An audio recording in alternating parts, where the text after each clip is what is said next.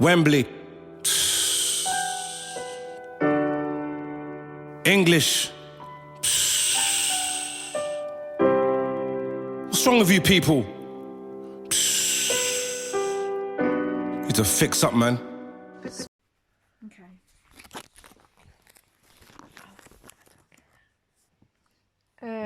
My perspective on white privilege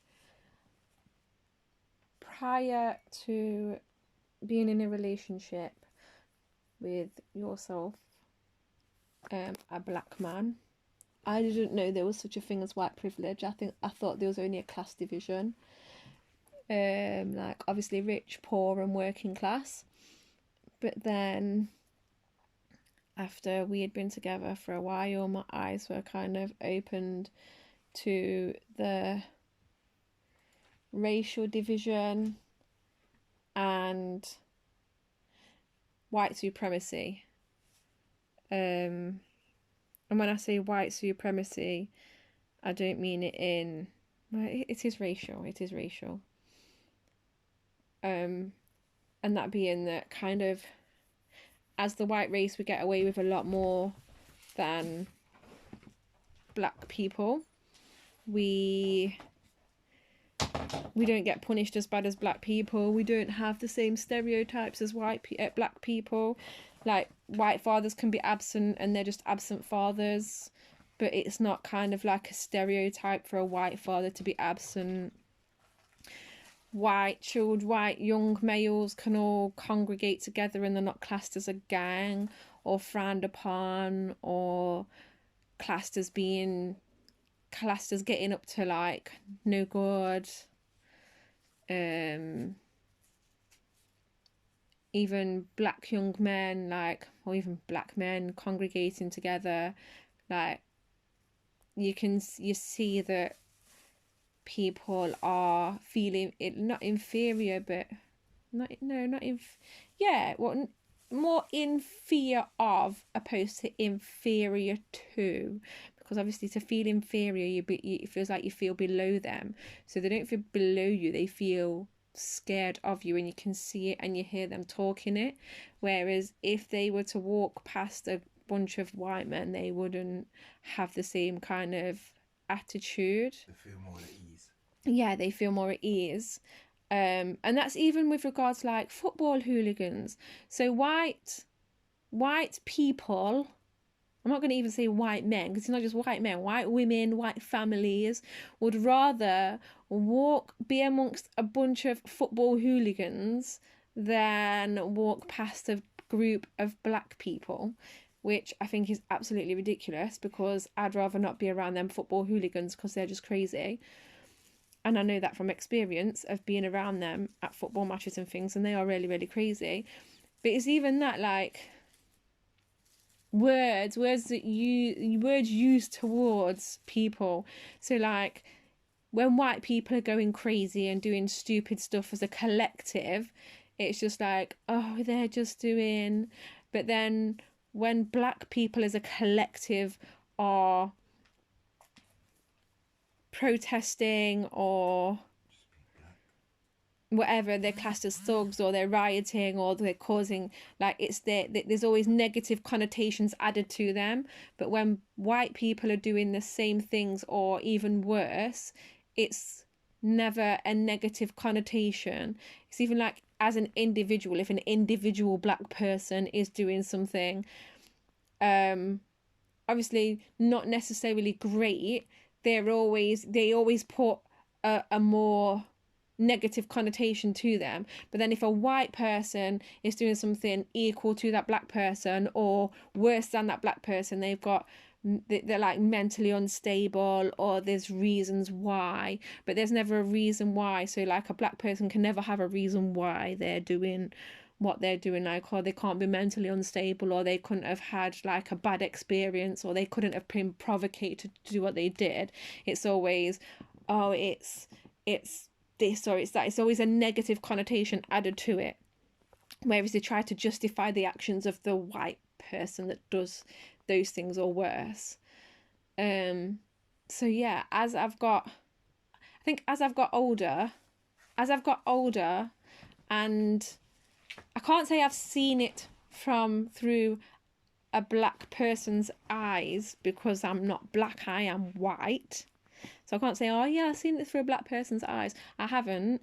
I see it more so now because I am amongst, sounds so wrong, I'm amongst the black community more. Because obviously where I grew up, it was predominantly white. I had a few black friends, and that sounds, even that sounds so white. That sounds so stereotypically white. Oh, I have a white friend, and I did. Black friend, sorry. I had a black friend growing up. My best friend in school was black, and that sounds so white. Oh, my best friend's black. And you do hear that, oh, my best friend's black though, so I can't be racist. Sweetheart, you can be racist. My mum's got bloody mixed race children, and she will be out there telling you, I've got mixed race children, but I'm not racist, but then calls her daughter black man's meat. So what part of you is not racist? Yeah? You will acknowledge your grandchild who is mixed race and is extremely light skin. You will acknowledge him and want to have all the time in the world for him, but the other two who are evidently mixed race and have darker skin, you don't really want to have them around you too much because they are evidently coming from a black man. So it's all things like that, like that show me more than when I was growing up. But I think, like I've said previously, I think I was kind of protected, sheltered. I was a sheltered little white girl. I was sheltered by my dad because he had no judgment. He had no racist tendencies. He took everybody for who they were. He would talk to anybody. He taught me to love everybody for who they are. If somebody does wrong to you, then you know they've done wrong to you. You don't do wrong back, but that's just who they are, not for their colour of their skin. Oh, don't go near that person there. You know, he wasn't a stereotypical man, and he was a human lover. He was a lover of the human race, not the white race. It wasn't a race thing for him. It was the human race. He loved everybody and anybody that was willing to talk to him and hold a conversation with him, because he was the most talkative man you could come across.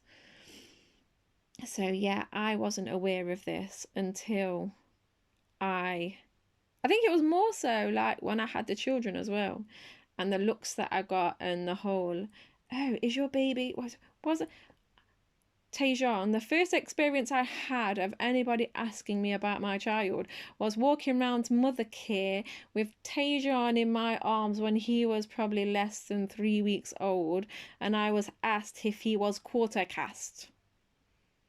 And I was like, I beg your pardon. And they repeated, is he quarter caste? And I was like, I beg your pardon, what do you mean? Is he quarter caste? Is his dad half caste? And I was like, his dad is black. Yeah, but is he half caste? I was like, no, his dad is black. But what relevance does that have on how cute my child is, if that's what you're trying to tell me? Because you're talking about, oh, he's so cute, is he quarter caste? But he's so cute, but is he quarter caste? What relevance is that to the cuteness of my child? And then obviously it spiraled from there into various other things that I've seen with them growing up, and with being in a multicultural relationship, as they like to refer it. So yeah, we're not just in a relationship, we're a multicultural relationship with our biracial children.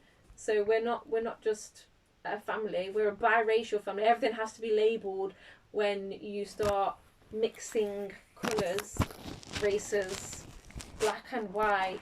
We can't just be a family, because if I was with a white man, it would just be my family.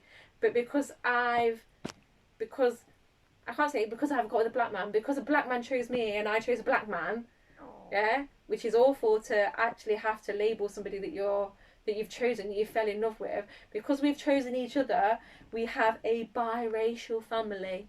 Yeah, not just talk, a family. Yeah, real talk. Yeah, we're not just a family. We are a labelled family because of the love that we have for each other. Which is some bullshit. Yeah.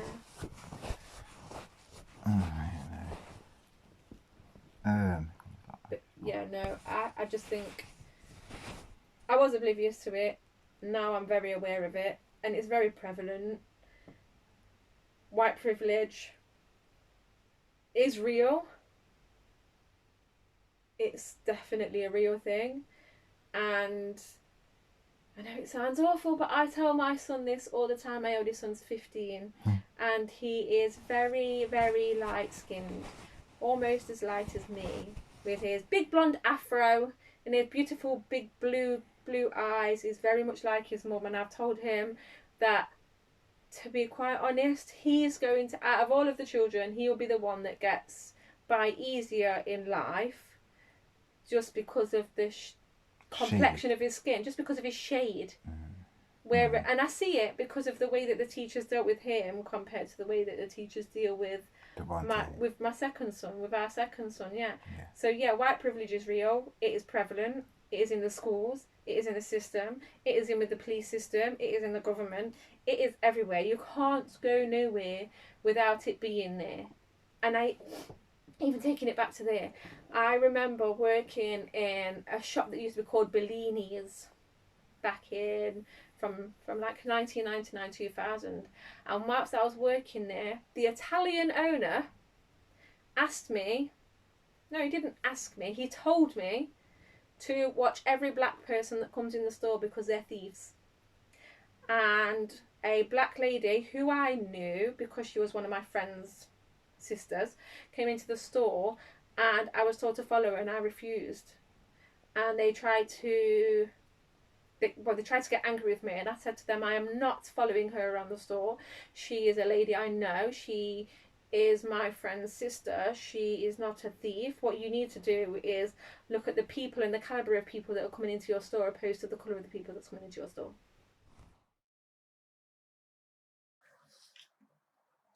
It's a real thing.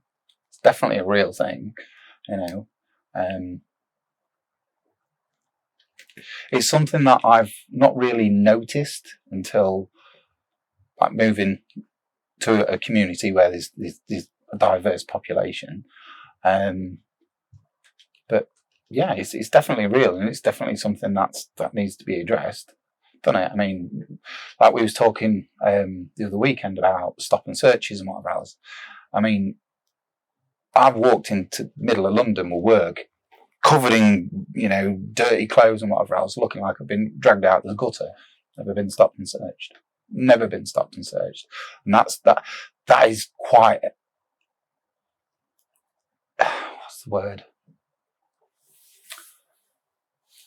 That alone is a big impact just for me to highlight how privileged I really am. Because I've never been manhandled by the police or anything like that. It's yeah. Do you think there's an advantage to having white privilege? Yeah. Could you elaborate? Education. There's studies that show that Caucasian kids succeed better in school as opposed to black youths. There's levels of poverty. There's higher levels of poverty with the BAME community and everything. Just opportunities, employment as well. People stereotype, don't they? They just look at you and they stereotype you for a certain category of person, and whatever their associations are, that's where they lead, with their identity of you. But yeah, I presume that, again, I've never been stopped and searched. I've always had help at school throughout education. I've never really had harassments at work or anything like that. I've never felt it hard to get a job or out like that. Never been in prison. I've been arrested for stupid shit, fighting when I'm drunk or whatever else, thrown in the drunk tank for the night, but that was it. Woke up at 6 o'clock in the morning and thrown out. Feeling rough. But yeah.